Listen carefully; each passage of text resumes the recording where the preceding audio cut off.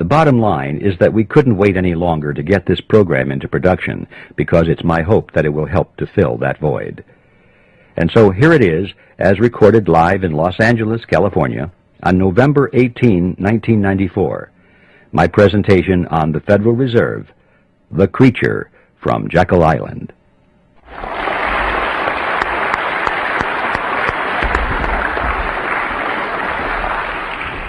Thank you, Ernie, and thank you, ladies and gentlemen.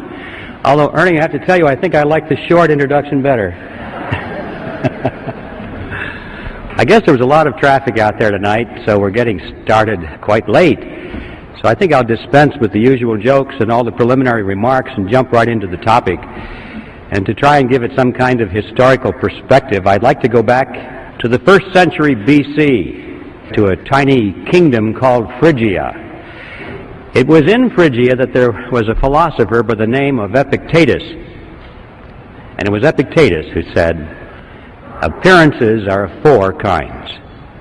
Things either are as they appear to be, or they neither are nor appear to be, or they are but do not appear to be, or they are not, and yet appear to be."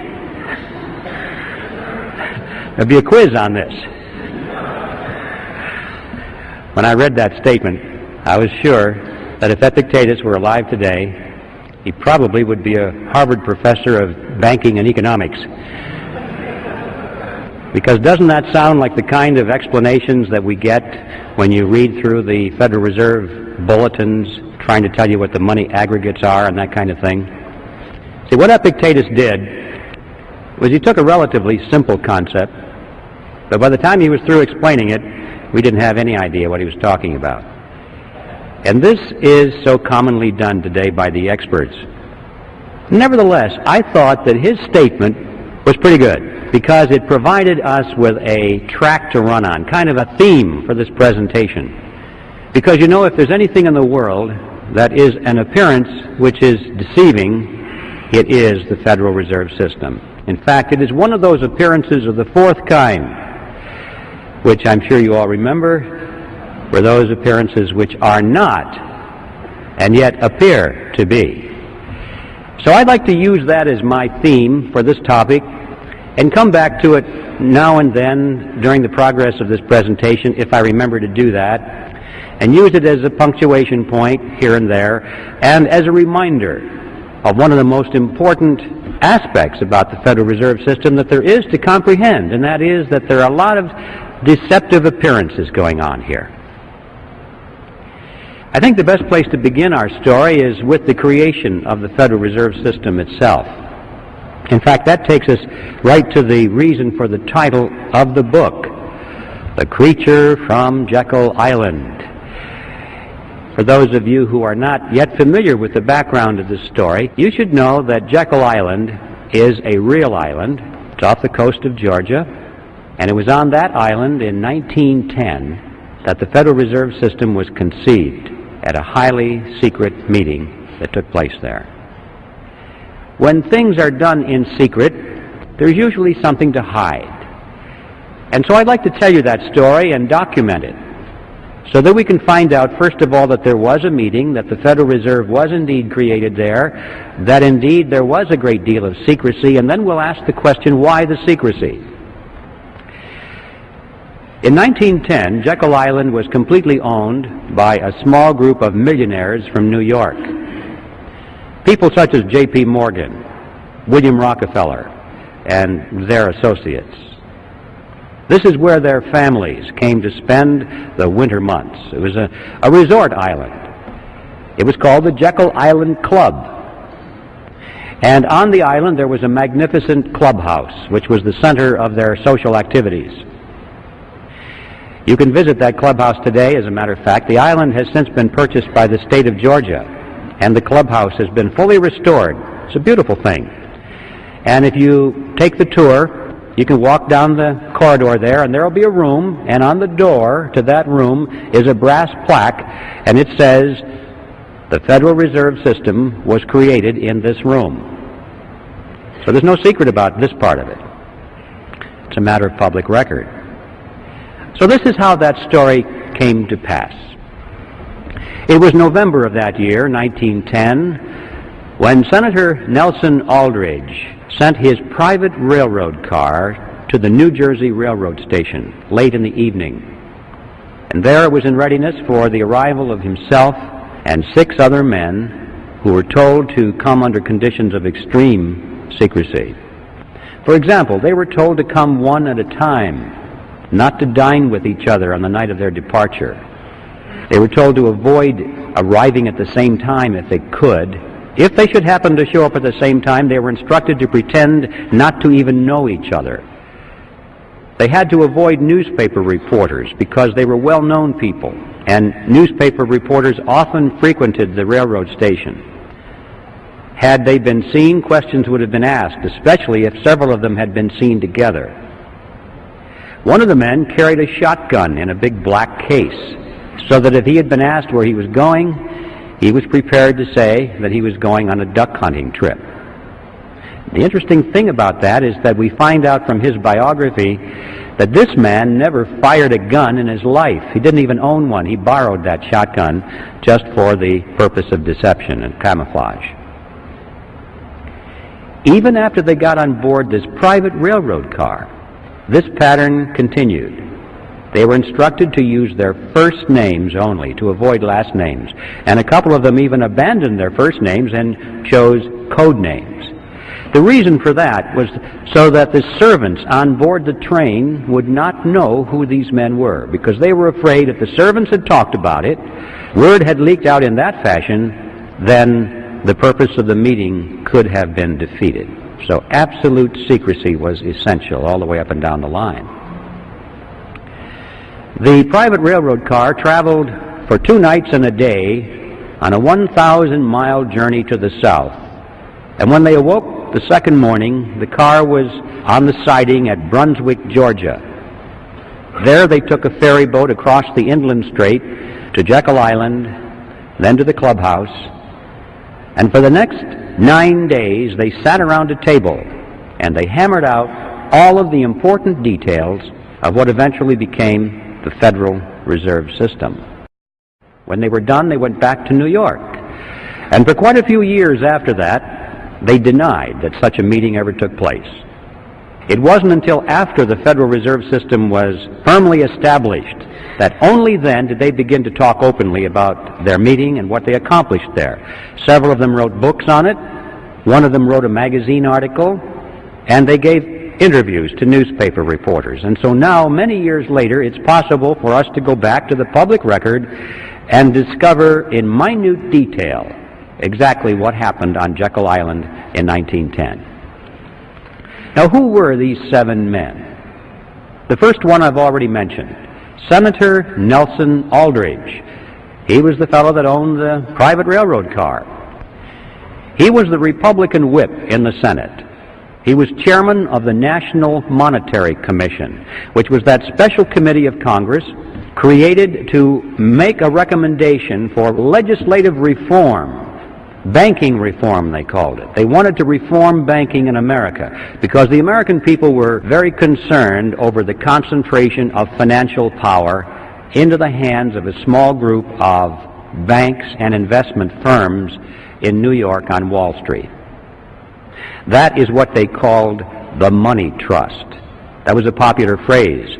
In fact, quite a few politicians had been successfully elected to office on their campaign promise to break the grip of the money trust.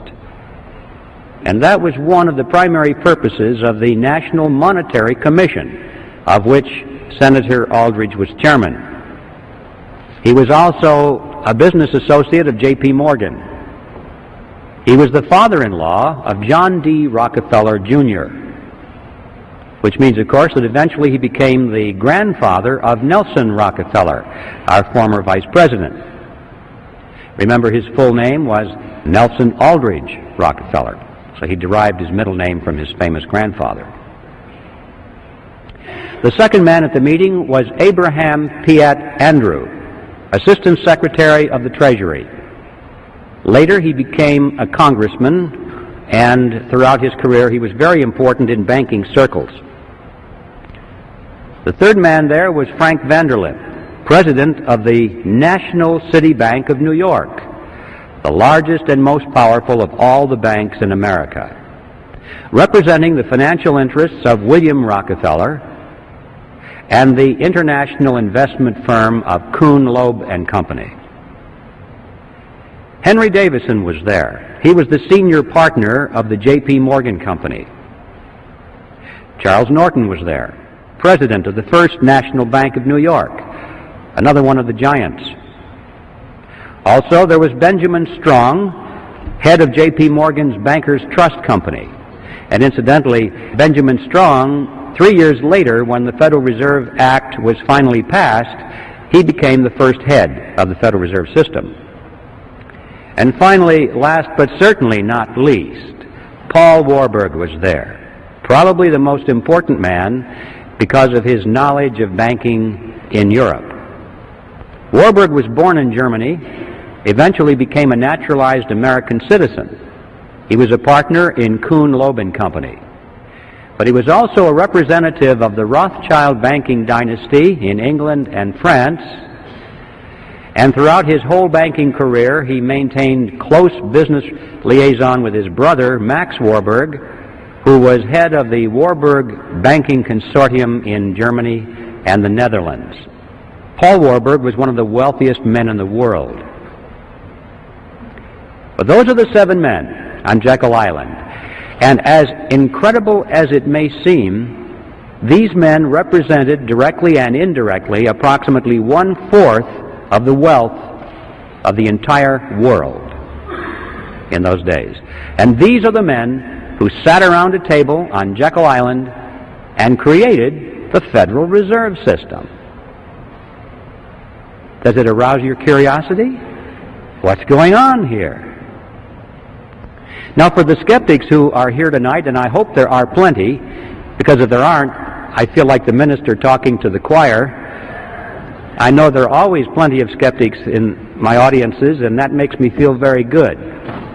For the skeptics, you're probably wondering, did it really happen that way? Surely Griffin is exaggerating to make a point. Well, yes, it really happened that way, and I'd like to illustrate. And that it is time that world governments officially acknowledge. This was taken from an article that was written by Frank Vanderlip himself that appeared in the Saturday Evening Post on February 9, 1935. Remember, Vanderlip was one of those at the meeting. And this is what he said. I do not feel it is any exaggeration to speak of our secret expedition to Jekyll Island as the occasion of the actual conception of what eventually became the Federal Reserve System. We were told to leave our last names behind us. We were told further that we should avoid dining together on the night of our departure. We were instructed to come one at a time and as unobtrusively as possible to the railroad terminal on the New Jersey littoral of the Hudson, where Senator Aldrich's private car would be in readiness attached to the rear end of a train to the south. Once aboard the private car, we began to observe the taboo that had been fixed on last names. We addressed one another as Ben, Paul, Nelson, and Abe. Davison and I adopted even deeper disguises, abandoning our first names. On the theory that we were always right, he became Wilbur and I became Orville, after those 2 aviation pioneers, the Wright brothers. The servants and train crew may have known the identities of 1 or 2 of us, but they did not know all. And it was the names of all printed together that would have made our mysterious journey significant in Washington, in Wall Street, even in London. Discovery, we knew, simply must not happen. Well, why? Why the secrecy? What's the big deal here? What's wrong with a group of bankers going to a private location and discussing banking or banking legislation? And the answer to that is provided by Vanderlip himself in the same article. He said, if it were to be exposed publicly that our particular group had got together and written a banking bill, that bill would have no chance whatever of passage by Congress. Why not? because the purpose of the bill was to break the grip of the money trust. And ladies and gentlemen, it was written by the money trust. It's as simple as that. Had the public been aware of that fact, at the beginning we would never have had a Federal Reserve System. That was like asking the fox to build the hen house and install the security system. Absolute secrecy was essential for that reason. Congress would never have gone for it. The public would never have gone for it. So there we're face to face with a very important fact about the Federal Reserve System that is not generally known today. It certainly wasn't known then. And that it was formed in secrecy because there was deception at work here. But there's more to it than that. Much, much more. Analyze for a moment the composition of that group. Doesn't it seem strange to you that these men were all together? Here we had the Morgans, the Rockefellers, Kuhn, Loeb and Company, the Rothschilds, the Warburgs, all sitting around a table here, coming to an agreement. Anything strange about that mixture? Well, ladies and gentlemen, these were competitors. What's going on here? Competitors sitting around, coming to an agreement. These were the giants in the investment field, which prior to this period were beating their heads against each other, blood all over the battlefields, fighting for dominance in the financial markets of the world, not only in New York, but Paris and London, everywhere. And they're coming to an agreement of some kind. This is an extremely important fact that is generally overlooked, because it happened precisely at that point in American history, which is sometimes described in our history books as the period of the dawning of the cartel. This was that point in American history when a major ideological transition was taking place in business. Big businesses which had grown to great power and size and prosperity through the process of free enterprise competition, which is what made this nation great and allowed us to surpass the old world. The first draft of the Federal Reserve Act was called the Aldrich Bill because it was sponsored by Senator Aldrich, and Paul Warburg warned him against that. He said, Nelson, if you put your name on this bill, it's going to be voted down in Congress because you're so clearly identified with big business interests. And Warburg was right. Congress put thumbs down on it. The bill of the big bankers. Well, it was a minor setback. They took their bill, they scrambled the paragraphs around a little bit, took Aldrich's name off of it, and found a couple of Democrats to sponsor the bill. Now this was different, because everybody knew that the Republicans represented big business. But they also knew that the Democrats, on the other hand, represented the common man. You know, the working man, the fellow on the assembly line. Like Ted Kennedy.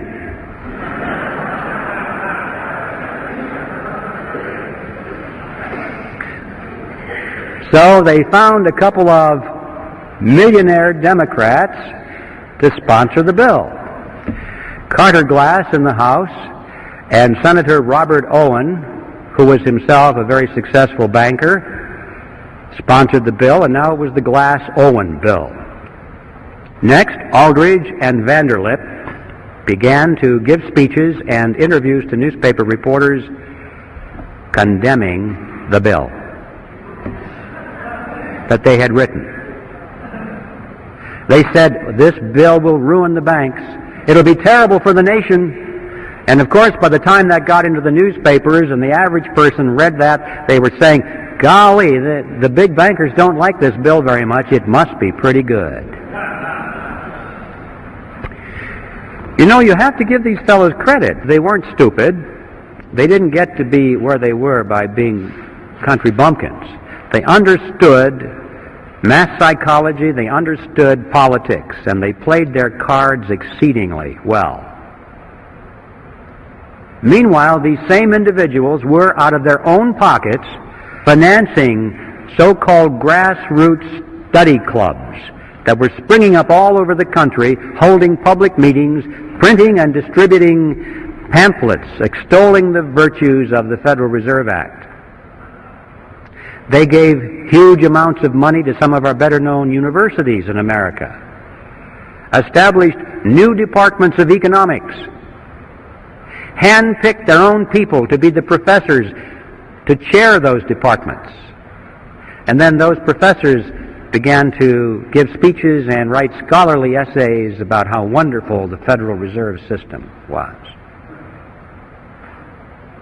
And then at the insistence of Paul Warburg, they added a few excellent provisions to the bill, provisions which seriously restricted the ability of the Federal Reserve System to create money out of nothing.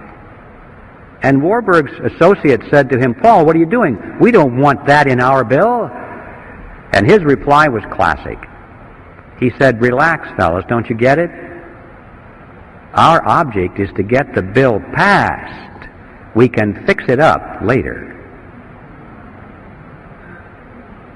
It was because of those provisions that they won over the support at long last of William Jennings Bryan, who was the head of the populist movement. He had opposed this bill from the beginning.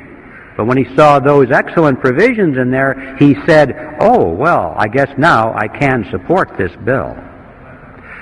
And with his collapse of opposition, the road was now clear. And everybody was for, almost everyone, except a few lone voices, was for the Federal Reserve. And indeed, they did fix it up later. Since the Federal Reserve Bill was passed, it has been amended over 100 times. And every one of those excellent provisions were long ago removed, and many more have been added, which greatly expanded the power and reach of the Federal Reserve System. And so with this professional, brilliant strategy and deception, it is no surprise that eventually the public and Congress was solidly for the Federal Reserve System. And the bill was passed on December 22nd, 1913, and the creature from Jekyll Island finally moved into Washington, D.C. I'd like to focus for a moment on what are the objectives of the Federal Reserve System, because, you know, we're told that the purpose of the Fed is to stabilize the economy and to put an end to chaotic banking. One of the more popular textbooks used in our colleges and junior colleges today is a textbook on economics written by Paul Samuelson. And here's what he says. He says the Federal Reserve sprang from the panic of 1907 with its alarming epidemic of bank failures. The country was fed up once and for all with the anarchy of unstable private banking. Well, that's what he said, and that's what the students are learning. Let's not challenge that for the moment. Let's just take it at face value, because this is the official doctrine, isn't it? The purpose of the Fed is to stabilize the economy. More money, then they use their own savings to build a new factory or to launch a research and development project or whatever. And the banks were extremely concerned over this trend. They wanted to entice businesses back into the banks to borrow money. And they knew that the only way to do that is to lower interest rates. And you may say, well, why didn't they just lower interest rates? Because you're thinking in terms of today, not then. Today it's easy, if you're the Federal Reserve System, to lower interest rates because they have the lever to move it either way, up or down, totally within their control. But in 1913 there was no lever, because the money in those days was backed by gold and silver, and you can't hook a lever onto that kind of money. Under those conditions, interest rates are the result of the natural forces of supply and demand. People cannot control it. I mean, individuals or committees cannot control it. Millions of people interacting in freedom control it, supply and demand. But it's not subject to political control. And they knew that the only way that they could get people into the banks is to artificially depress the natural interest rate. How do you do that? They said that the answer was through a flexible currency. They said what the nation needed was a flexible currency to meet the demands of industry. Well, what is a flexible currency? It's not this stuff that bends. You need a dictionary to understand some of these things. A flexible currency, ladies and gentlemen, is money made out of nothing. That's what that means. Now, you see, the trick is not too complicated. If you can create money out of nothing, you don't have to charge an awful lot of interest on it to show a profit.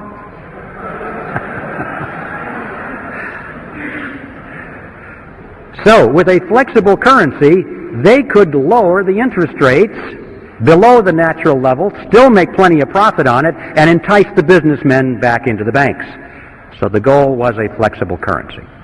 That was objective number 2, and objective number 3 was to pass on the inevitable losses of the banks, pass them on to the taxpayers in the name of protecting the people.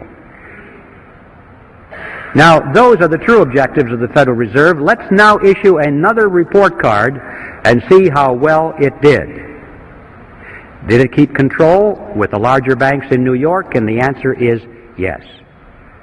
We have big banks in the West and in the South, but they are nothing compared to these mega banks in New York, which stride the world with offices in Peking and Moscow and Africa, everywhere. The big banks continue to dominate. It gets an A on its report card for retaining control in New York. What about reversing the trend toward private capital formation? Boy, did it ever. Interest rates have been pushed down over periods of time. They're so attractive that individuals and corporations thought they were crazy not to take advantage of those low interest rates. Why save your money? That's stupid. So they were all enticed into the banks because of a flexible currency. And then, of course, they get loaned up to the eyebrows and something happens in the economy and you can't service your debt anymore, you go bankrupt. Right now, there are many corporations and individuals just hanging in there by the skin of their teeth because they're trying to service their debt.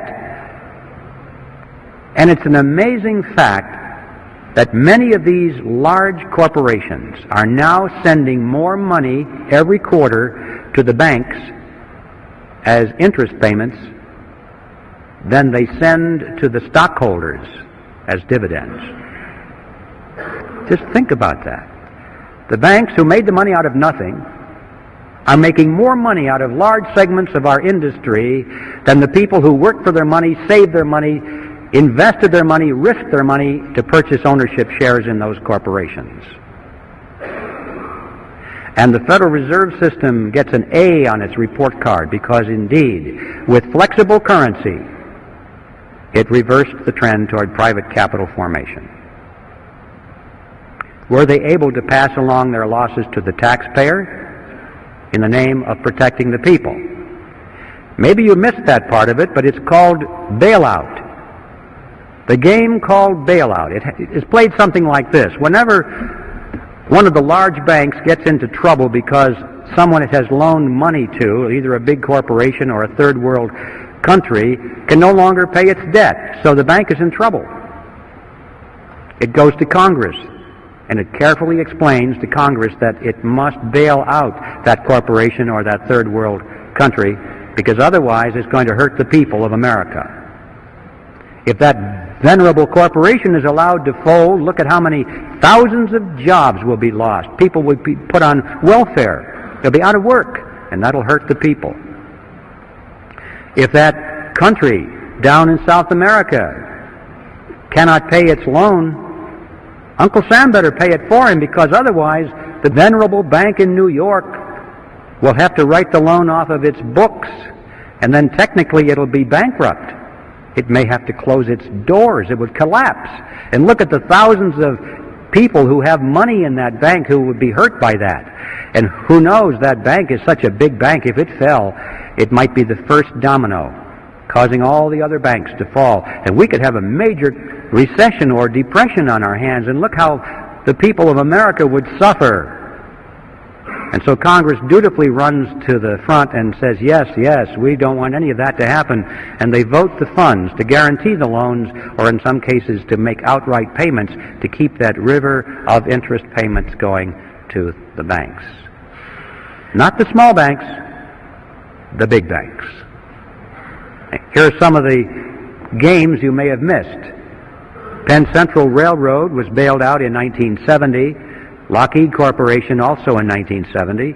Commonwealth Bank of Detroit in 1972. New York City in 1975. Chrysler Corporation in 1978. First Pennsylvania Bank in 1980. Continental Illinois, the largest of the banks so far, in 1982. And all of those countries in the third world who can no longer make their interest payments are now making their payments because they got the money from the International Monetary Fund and the World Bank, which got it from the Federal Reserve System, which got it from you and me through the Mandrake mechanism. And my final topic before I reach the conclusion is one that I think you'll find interesting, and that is usury. In the old days, the biblical times, usury was defined as interest on a loan. Any interest on any loan was usury.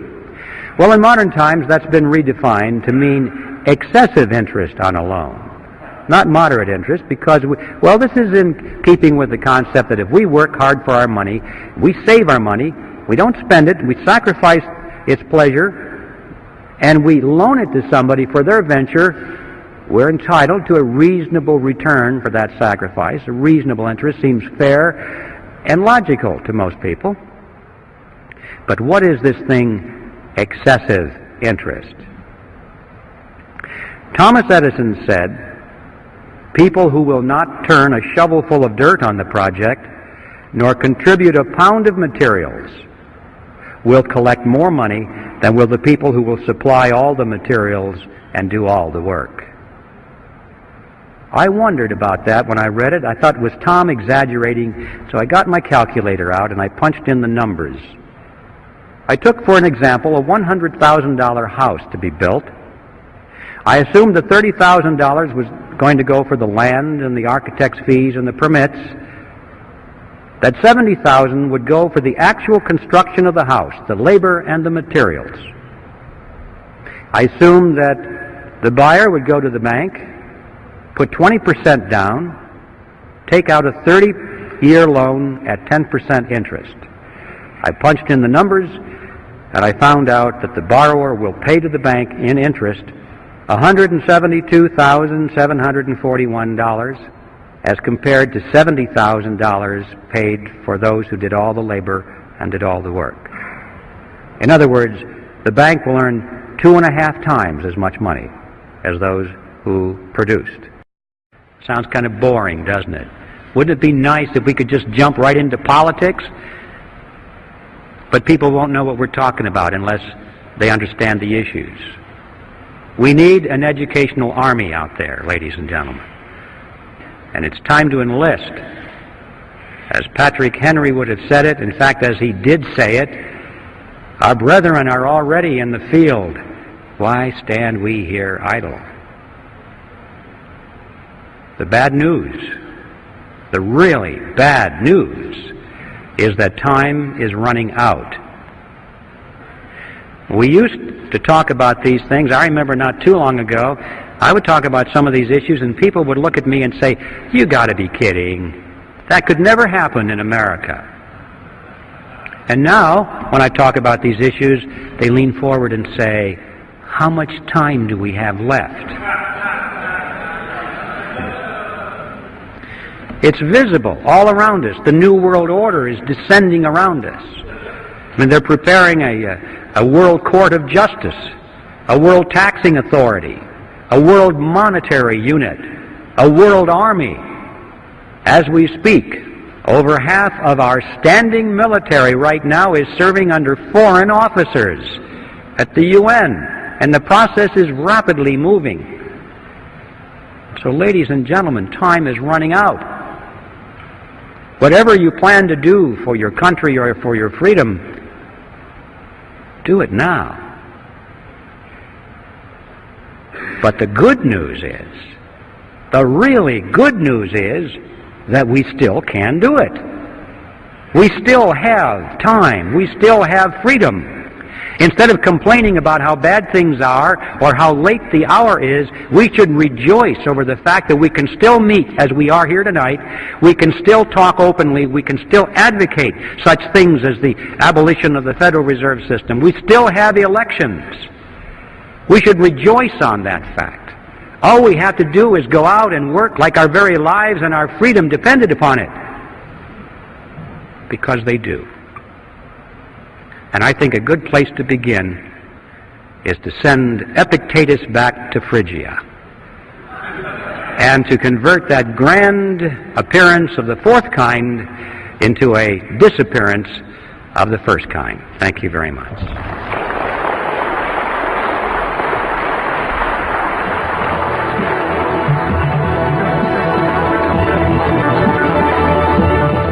This program is from the audio archives of the Reality Zone. If you are a subscriber to the audio archives, you are entitled to make as many duplicate copies as you wish to share with your friends. There is no additional charge for this, so long as you are a subscriber and the copies are given, not sold. If you would like to become a subscriber, visit our website at www.realityzone.com or call our toll-free number 800-595-6596.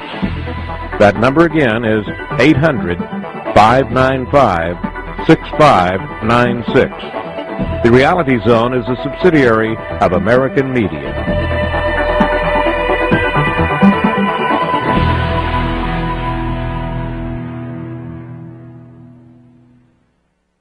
For information regarding how to obtain a copy of the book upon which this program was based, call the Reality Zone at our toll-free number and ask for product information. That number again is 800-595-6596. What are the consequences of this? This money that is created out of nothing goes out into the economy, and these new dollars dilute the value of the old dollars that were already out there. It's like pouring water into the pot of soup. It dilutes the soup. When you pour all these new dollars into the economic pot, it dilutes the dollars that are there, and so prices start going up and up and up, and we have this phenomenon of inflation, which is the appearance of rising prices. I emphasize the word appearance because in reality prices do not rise. What's really happening is that the value of the dollar is going down. If we had a money which was based on gold or silver or anything else that had intrinsic tangible value that they couldn't just create out of nothing, you would find that prices would remain stable over a long period of time. And to illustrate that point, it's interesting to know that if we had lived in ancient Rome, and that it is time that world governments officially acknowledge a very fine toga, a handcrafted belt, and a pair of sandals. Well, today, what can we buy with a 1-ounce gold coin? We can go into any men's store and buy a very fine suit, a handcrafted belt, and a pair of shoes. The real price of those items hasn't changed in thousands of years when expressed in terms of real money. But when expressed in terms of those paper things we carry around, Federal Reserve notes, we call them dollars, they're not, they're Federal Reserve notes, they buy less and less and less because there are more and more and more of them being pushed into the economic pot of soup.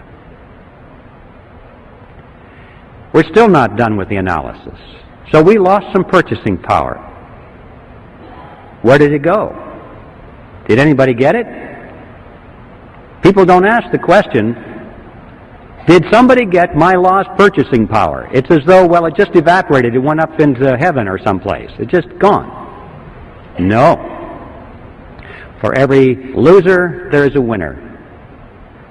Somebody got your lost purchasing power. Who? Let's track it. Those people who got the lost purchasing power were the ones who were right at the point where the new money was injected into the pot, because they got their hands on it first, and at that point it had full value. But by the time they spent it and gave it to the next person, and then they spent it and it started moving out toward the edge of the pot where most of us are, then it lost its value. But the ones up at the nozzle were the ones that had gained on our lost purchasing power. Who are they? Well, it's clear that the government is number one, isn't it? Because that first check, that $1 billion check that we tracked, went to the government, number one. They got it first. What about the money created on the banking side of the partnership? Who got that first? Well, the borrowers, didn't they? The ones that lined up at that window. That was the nozzle. Now, this is something that we all recognize. In times of inflation, everybody says it's wise to borrow. Why? Because you borrow dollars, but you pay back in dimes. Inflation erodes that thing, and you have contracts, and you pay back with money that has less and less value. So the poor guy that gets your payment at the end of the line has lost his purchasing power, but you gained it because you were smart enough to borrow in times of inflation. I think that's the way it works. That's one of the reasons they entice people into debt, because it's the smart thing to do. What they don't tell you, however, is that what you are gaining from this process, you are turning around and having to pay to the bank in the form of interest payments on that loan. Interest on nothing. The bank is actually capturing your gain through interest payments. Now, sometimes you have paper profits. Oh, look at the value of this real estate. Look at the value of this stock. People are paying more and more for it. But don't forget, ladies and gentlemen, that economic conditions can change, and these paper assets can contract as well as expand. And when the economy does contract, as usually it does, always does, then people are wiped out. They don't realize that the boom-bust cycles that we have had since the creation of this Federal Reserve mechanism is like a sawtooth. The economy expands slowly for long periods of time, 10 years, 20 years, 30 years, and people think this is going to go on forever. And then, boom, it comes down. Usually very quickly. A lot of people lose their assets. And then it starts again for another 20 or 30 or 40 years. Oh, it's a wonderful ride, and then, boom, it comes down. And every time it comes down, people lose their investments. Notice, however, when you go to the bank and they give you something which costs them nothing to create, what do they want from you in return? Signature on the dotted line for your car, your house, all your assets, right? So if you can't make your payments of this nothing money, they get your marbles. They always win. In times of whether it's expansion or contraction, it doesn't make any difference. It was planned that way, carefully worked out. These people are scientists, ladies and gentlemen.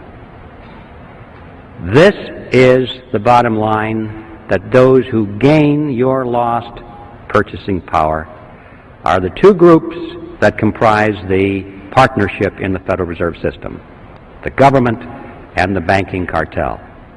Now, this process is a tax. I don't care what you call it, inflation, or what name you want to give to it, it is a tax. If there's anything you remember about this presentation this evening, I hope it is this, that inflation is a tax. This is why these two groups are in the partnership. On the government side, they are able to tax their citizens in any amount, unlimited amounts of money, without the people even knowing that they are in fact paying a tax. And on the banking side, they are able to collect perpetual interest on nothing. Well, let's go back to Jekyll Island. We have a lot to learn on that island back in those days, because all of what's happening today was germinated right there around that table for 9 days. They had a particular problem, which was what to call this creature. You see, this partnership between government and banks was not new with the Federal Reserve System. It actually was conceived in Europe in the 16th century. And it was experimented and then finally perfected with the formation of the Bank of England in 1694. From that date forward, all of the governments of Europe had used this kind of a mechanism. Of course, they didn't call it the Mandrake mechanism like I do. They have another name for it, and that is a central bank. So, when it came time to bring the central bank mechanism to America, these fellows on Jekyll Island knew that's what they were doing, but they couldn't call it a central bank because Congress was already on record as saying they didn't want that, because they thought that what we needed in this country was something that was unique for the American economy.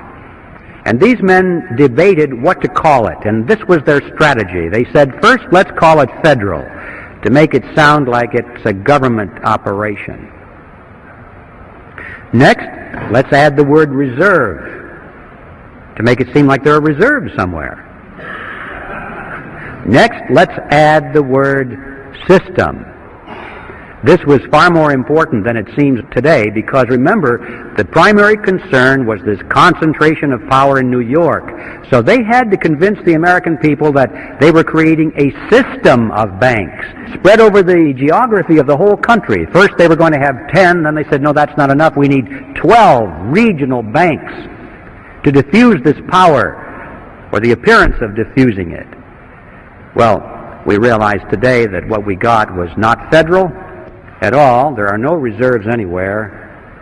There's not a system in the sense of diffusion of power, and the Federal Reserve banks aren't even banks.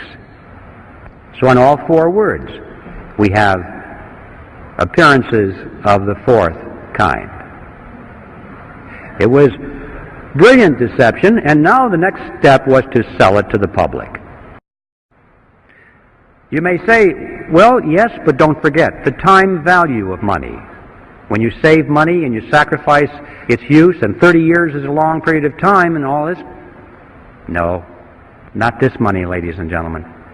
Nobody worked for this money. Nobody sacrificed. Nobody saved it. This money was created out of nothing. And I suggest that $172,741 interest on nothing is excessive.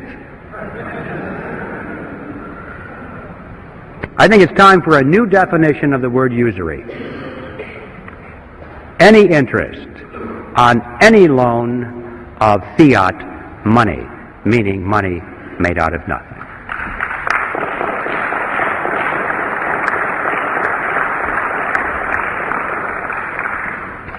Now, this example of a $100,000 house, I should point out to you, is a grain of sand in the Sahara. This is nothing. You have to multiply this process by every house in America, by every hotel in America, every high-rise office building in America, every jet airplane, every automobile, every factory, every warehouse full of materials, every farm building, all the farm equipment. And you are talking about a river of unearned wealth perpetually flowing into the banking cartel that is so wide that you can't even think across it in your mind. The numbers are beyond comprehension. Where is this money going? You get the mental picture that maybe it's going into a big lake someplace. There's a big dam and it's building up. All this money is accumulating and these people are getting richer and richer and richer. Wrong. Doesn't work that way. When a person has all the wealth that he can possibly want or use for the pleasures of life, what is left? Power. Yeah. Ladies and gentlemen, they're spending this money, this river of wealth is being used to acquire power over you and me and our children. They are literally buying up the world with it, And I don't mean they're buying up the real estate and the hardware. They're buying up control over the organizations, the institutions through which people live and act and rely on for leadership and opinion. Technically, in sociological terms, this is called a power center. These are the power centers of society, the groups through which people work. And this is where that money has been going, is to acquire control over these groups and institutions by buying up influence and control over the people who run them. And they're spending the money on that. That means that they're buying up politicians, political parties, television networks, cable networks, newspapers, magazines, publishing houses, wire services, motion picture studios, universities, labor unions, church organizations, trade associations, tax-exempt foundations, multinational corporations, Boy Scouts, Girl Scouts, you name it. Any group, any institution which exercises influence has been a target for control, and they have a lot of money to spend to acquire that control, especially those organizations and individuals which supposedly are in opposition to themselves. This process has been going on not only in our country and in a more or less parallel manner in the other industrialized nations of the world, but ladies and gentlemen, in the so-called third world or underdeveloped nations, it has gone on so much further than you can ever imagine. In fact, it is now complete. These countries have been purchased already with this money. Did you ever wonder what's going on there at the International Monetary Fund and the World Bank? You don't hear much about that. Every once in a while, on the back page of the newspaper, you'll read that Congress authorized another $100 billion to go to the IMF, to be loaned to some little country or given to them, and they explain to us that this is to raise their standard of living. Well, you don't believe that either. That is an appearance of the fourth kind. It's not going to raise their standard of living. If it is, if that's the true purpose, they're not doing a very good job of it, are they? Because, you know, if you look at those nations, after all of these decades and expenditures of hundreds of billions of dollars, you cannot point to one nation that has had its standard of living raised one iota. In fact, in most cases, it's the other way around. The reason is simple. That's not the purpose of the money. The money does not go to the people. It does not go to the businesses in those countries, which might have a chance of raising the standard of living. It goes to the politicians in those countries, to the governments. And it is used specifically to strengthen their control mechanisms over the people, to build collectivist totalitarian systems. And that it is time that world governments officially acknowledge the United Nations and end up as efficient dictatorships. The money is used to strengthen their army and to strengthen their bureaucracies. These people, for the most part, couldn't care less about the standard of living of their subjects, so long as they live well, so long as they have their mansions and their yachts and their jet aircraft and their trips to New York, to the United Nations, and their suites at the Waldorf Astoria. Ideology means nothing to them. Socialism, communism, capitalism, fascism, what does it matter? Where's the money? This is it. And we're now dealing with second and third generation welfare families here. You know how hard it is to break a welfare family in our own country after the second and third generation. We have governments around the world that are now second and third generation welfare to the UN. There's not a chance in the world they're going to break away from that money. They wouldn't know how to operate any other way. It's a way of life. They're addicted. And they now are in place in the New World Order, where they're just waiting for you and me to show up. In fact, that's the other side of this. Not only has this transfer of wealth from America to the third world not raised their standard of living, but it has indeed helped to lower ours. And that too was part of the plan. In many ways, they're trying just to waste money, to reduce our standard of living. A strong nation is not a candidate to surrender its sovereignty, but a weak nation is. If America can be brought to her knees, if she can be hungry, if she can be filled with despair, if there can be riots in her streets and she doesn't know where to turn, then she perhaps will willingly accept totalitarian measures from a United Nations peacekeeping force. The blue helmets might even be welcomed. Or rescue with an international monetary unit that has purchasing power for a while. This is how it's being played out, ladies and gentlemen. And so I want to just conclude by saying that the name of the game is not wealth. It is power. So what are we going to do about this? Well, it's obvious.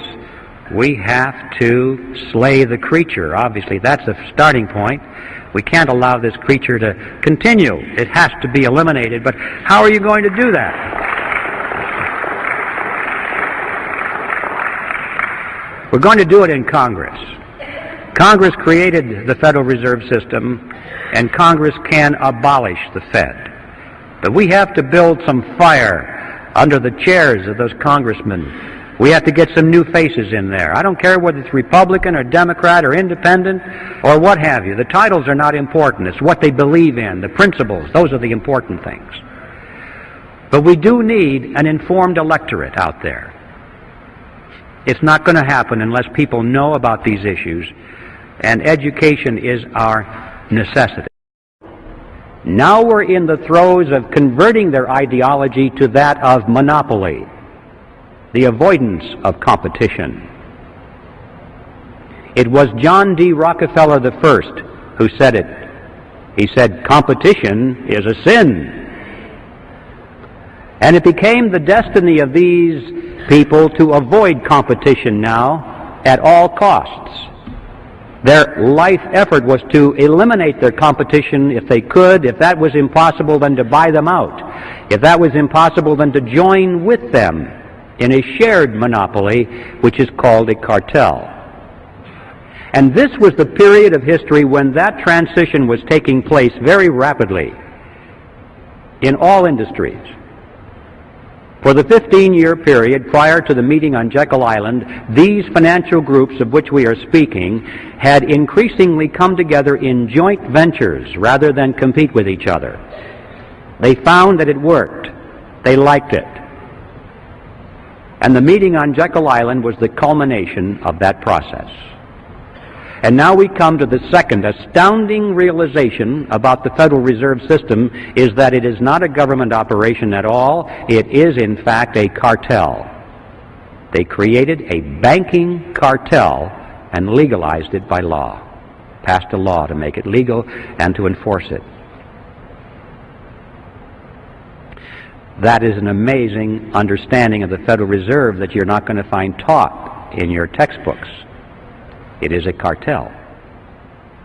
But there's a third element that is even more important than those two for an understanding of what it's doing to us. And the third element that we must understand is that this cartel went into partnership with the government. Cartels often do that to enforce their cartel agreements, but in this case they did it in spades. Now, when a partnership is formed, there has to be a reason, there has to be a benefit for the partners, or they're not going to do it. So it's a legitimate area of inquiry for us to know and to ask, what's the payoff to these partners? Why did they do that? Why is the government in it? What does it get out of it? And then we'll ask and find out why the cartel is in it and what it gets out of it. In order to see how that functions, we must examine now the mechanism by which the Federal Reserve System creates money. How does money come into being in our country? I call it the Mandrake mechanism, named after that comic book character of the 40s, Mandrake the magician. Before I go into this, I need to warn you folks about one thing. Don't try and make sense out of this, because it doesn't make sense. It's not supposed to make sense. Just remember that this is your good old-fashioned scam, and you'll be able to understand it pretty well. Furthermore, I want to tell you that I'm going to make this sound very simple because I'm stripping out of it all of the banker language and all of the accounting terminology, and I'll speak it as best I can in plain old English. But I can assure you, even though it may sound like it's ridiculously simple, I can assure you that every part of this is 100% accurate from a technical point of view. So this is how it works. It starts with the government side of the partnership. It starts, in fact, in Congress. Congress needs money, a lot of money, far more than its income. Taxes only make up a small percentage of what Congress spends. Well, how can they spend more than they take in revenue? Here's how it works. Congress, let's say, needs $1 billion for today's expenditures. So they go down to the Treasury and they ask for the money. And the Treasury official says, you guys have got to be kidding. They were instructed to use their first names only, to avoid last names. And a couple of them even abandoned their first names and chose code names. The reason for that was so that the servants on board the train would not know who these men were, because they were afraid if the servants had talked about it, word had leaked out in that fashion, then the purpose of the meeting could have been defeated. So absolute secrecy was essential all the way up and down the line. The private railroad car traveled for 2 nights and a day on a 1,000-mile journey to the south. And when they awoke the second morning, the car was on the siding at Brunswick, Georgia. There they took a ferry boat across the inland strait to Jekyll Island, then to the clubhouse, and for the next 9 days they sat around a table and they hammered out all of the important details of what eventually became the Federal Reserve System. When they were done, they went back to New York. And for quite a few years after that, they denied that such a meeting ever took place. It wasn't until after the Federal Reserve System was firmly established that only then did they begin to talk openly about their meeting and what they accomplished there. Several of them wrote books on it. One of them wrote a magazine article, and they gave interviews to newspaper reporters. And so now, many years later, it's possible for us to go back to the public record and discover. The bottom line is that we couldn't wait any longer to get this program into production, because it's my hope that it will help to fill that void. And so here it is, as recorded live in Los Angeles, California, on November 18, 1994, my presentation on the Federal Reserve, The Creature from Jekyll Island.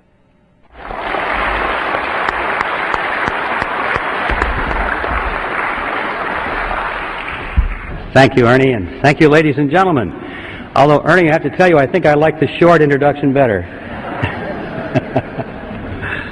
I guess there was a lot of traffic out there tonight, so we're getting started quite late. So I think I'll dispense with the usual jokes and all the preliminary remarks and jump right into the topic. And to try and give it some kind of historical perspective, I'd like to go back to the 1st century B.C., to a tiny kingdom called Phrygia. It was in Phrygia that there was a philosopher by the name of Epictetus. And it was Epictetus who said, appearances are of 4 kinds. Things either are as they appear to be, or they neither are nor appear to be, or they are but do not appear to be, or they are not and yet appear to be. There'll be a quiz on this. When I read that statement, I was sure that if Epictetus were alive today, he probably would be a Harvard professor of banking and economics. For those of you who are not yet familiar with the background of this story, you should know that Jekyll Island is a real island. It's off the coast of Georgia, and it was on that island in 1910 that the Federal Reserve System was conceived at a highly secret meeting that took place there. When things are done in secret, there's usually something to hide. And so I'd like to tell you that story and document it, so that we can find out, first of all, that there was a meeting, that the Federal Reserve was indeed created there, that indeed there was a great deal of secrecy, and then we'll ask the question, why the secrecy? In 1910, Jekyll Island was completely owned by a small group of millionaires from New York. People such as J.P. Morgan, William Rockefeller, and their associates. This is where their families came to spend the winter months. It was a resort island. It was called the Jekyll Island Club.